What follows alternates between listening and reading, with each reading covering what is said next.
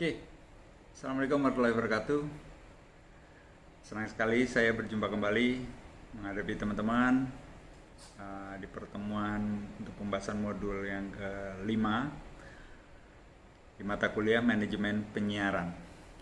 Materi kita kali ini kita akan membahas mengenai struktur organisasi media. Jadi ke depan kita akan membahas bentuk organisasi media yang ada di penyiaran.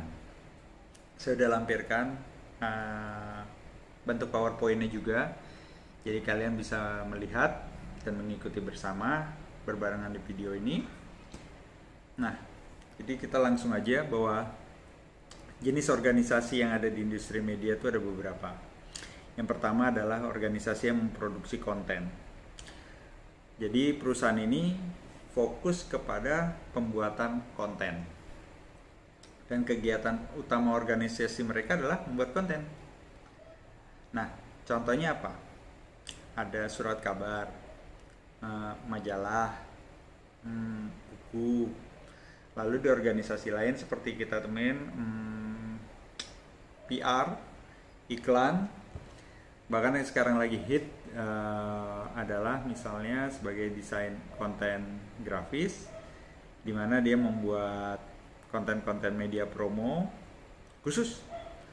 Nah, itu jenis-jenis organisasi yang khusus memproduksi konten.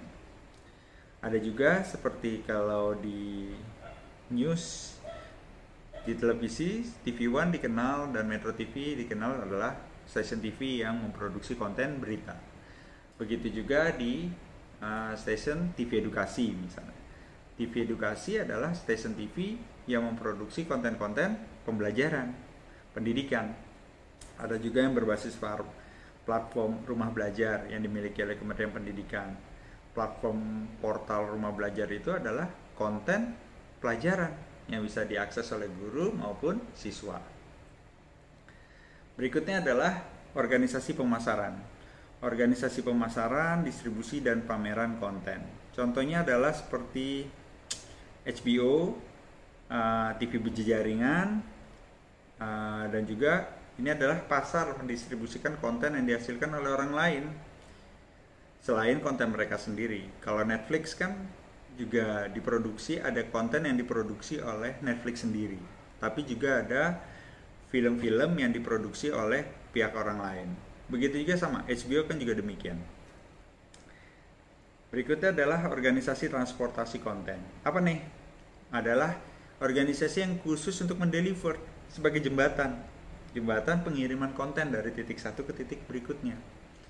Ini ada seperti Telkom melalui layanan dia berbasis komunikasi ya.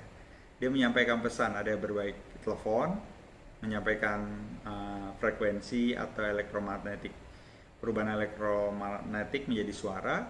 Juga dia menyediakan jaringan internet. Nah, jadi dia juga adalah sebagai transportasi konten. Berikutnya adalah konglomerat dan ekologi media. Nah, ini maksudnya adalah seseorang atau kelompok yang memiliki beberapa platform media-media seperti MNC, Viva, Jawa Pos, Media Group, dan seterusnya.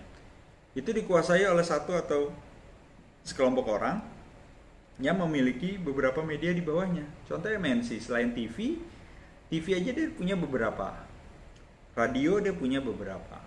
Bahkan dia bergerak ke media cetak, lalu juga ke berbasis perdagangan saham, kesehatan. MNC itu memiliki semuanya. Perusahaan besar yang kita sebut adalah konglomerat atau membentuk ekologi, sebuah sistem ya. Itu dia mendistribusikan kontennya seperti itu. Nah, proses dan alur kerja organisasinya adalah pertama dia pengembangan, kedua praproduksi sama produksi, pasca produksi, pemasaran, dan distribusi. Pada tahap ini waktu, tenaga, dan biaya menentukan.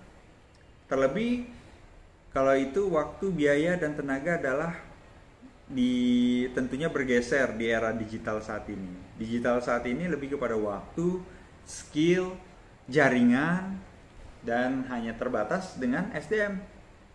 Seseorang bisa dituntut dengan memiliki multi talenta dan multi kemampuan. Nah, disitulah proses ini dari tahap ke tahap, pengembangan, praproduksi dan produksi, ini seiring waktu berkembang. Mungkin organisasi media saat ini dahulu sama sekarang agak bergeser berbeda. Dahulu adalah orang fokus kepada satu jenis media. Media cetak, majalah, koran, dan seterusnya. TV, radio. Sekarang berkembang. Perkembangan teknologi memungkinkan orang mengkonvergensi media. Apa itu konvergensi? Dia menyatukan satu media menjadi sebuah platform, di mana platform media audiovisual, media cetak, audio terkoneksi menjadi satu platform, bisa diakses dalam satu bersamaan. Contohnya apa? Kayak Jawa Pos. Jawa Pos memiliki audiovisual medianya, jaringan media cetak dia salah satu yang terkuat di Indonesia. Radio pun demikian. Lalu dia memiliki satu ekologi, satu sistem, jadi satu berita bisa dikemas untuk didistribusi kepada semua platform. MNC juga demikian. Metro TV dengan media grupnya, dia punya Metro TV, lalu dengan media cetaknya ada Media Indonesia. Nah, ini perkembangan teknologi saat ini, digital saat ini memungkinkan untuk melakukan kayak gitu. Sungguh dinamis. Di era 4.0 ini, ribuan pekerjaan itu akan hilang. Tapi ribuan juga akan muncul tenaga-tenaga baru, ahli baru, kemampuan baru, skill baru. Disitulah ruang teman-teman untuk mengisi. Jangan membatasi diri kalian dengan kemampuan yang saat ini. Pelajari dengan kemampuan-kemampuan baru, skill-skill baru yang dituntut untuk kebutuhan masa depan. Jadi, persiapkan diri kalian untuk masa depan. Itu ya. Terakhir, jaga kesehatan, tetap jaga jarak, sayangi diri Anda, sayangi keluarga Anda. Sampai ketemu pada pertemuan berikutnya. Assalamualaikum warahmatullahi wabarakatuh.